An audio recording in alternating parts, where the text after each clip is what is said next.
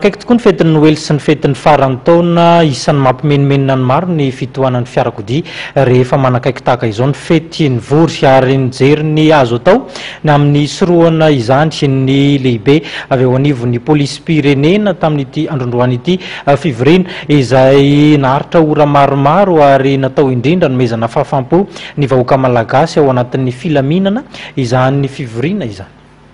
Ny fandaminana sy fandrindrana amin'ny famovozana melo sy mandritra izao fetin'ny Noely sy ny faran'ny taona izao no votoatin'ity fivirim-be tao amin'ny efitrano fivirina tao amin'ny komisaria centrale Tsaralalana izay nahitana ireo tompona andraikitry ny komisaria rehetra eto an-drenivohitra sy ireo avy any faritra manodidina Atsimondrano sy Avaran-drano androany ity.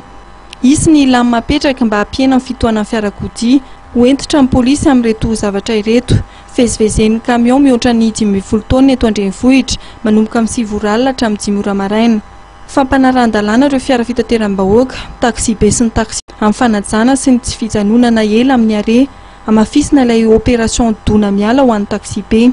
Fanasaziana ireo mpamily mafilo sy tsy manara-dalàna, fanasaziana ireo moto manao taingbe sy ireo tsy manao casque, ary koa ny fanasaziana ireo mpitarika posy sarety mandeha amin'ny lalana tsy tokony alehany.